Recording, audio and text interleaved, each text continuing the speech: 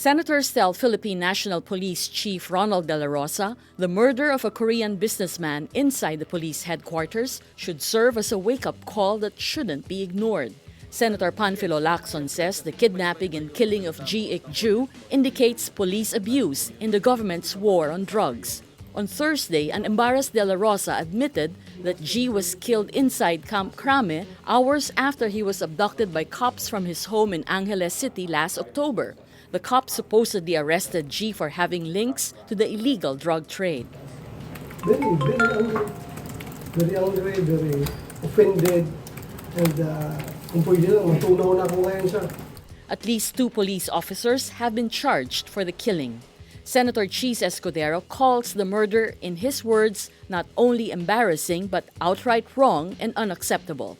Escudero says this is what happens when the Duterte administration defends abusive police officials. President Rodrigo Duterte earlier defended Police Superintendent Marvin Marcos after he was linked to the killing of Albuera Mayor Rolando Espinosa Sr. in jail.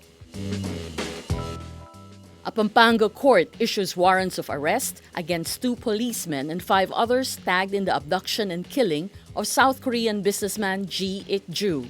The cops are Senior Police Officer 3 Ricky Santa Isabel and Senior Police Officer 4 Roy Villegas. 5 others are named, including Ramon Yalung and aliases Police, Jerry, Sir Dumlao, and Ding.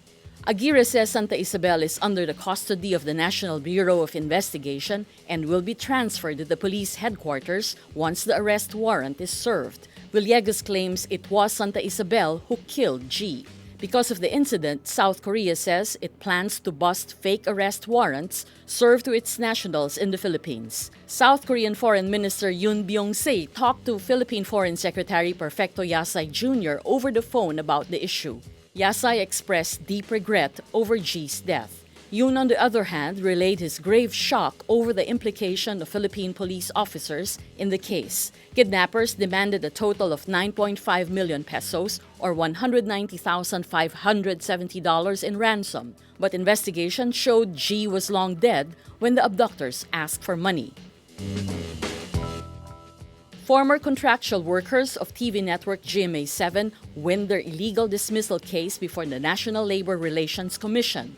The NLRC rules petitioners whose contracts or talent agreements were not renewed were illegally terminated. It also orders GMA-7 to reinstate the workers and pay them back wages equivalent to the workers' monthly salary from the time they were dismissed until the reinstatement. The president of the Talents Association of GMA, or TAG, says this will cost GMA around 21 million pesos. The NLRC ruling also says the TAG members who will be reinstated should be regularized based on an earlier ruling. 3 people are killed Friday after a car plows into pedestrians in a popular shopping strip in Melbourne, Australia. It happened barely a kilometer away from Melbourne Park, where the world's top tennis stars were playing the opening Grand Slam of the year. Australian police say they're not considering the incident as an act of terrorism. Witnesses describe bodies flying through the air and people running out of the path of the vehicle. Moments before, the driver supposedly spun the car around a major intersection, blocking traffic. The suspect was arrested after being shot by police on the arm. Australian authorities say the 26-year-old male driver has a history of family violence, mental health, and drug issues. A new era begins Friday morning in the U.S., evening in Manila as Donald Trump is sworn in as the 45th President of the United States, taking over the helm of the world superpower.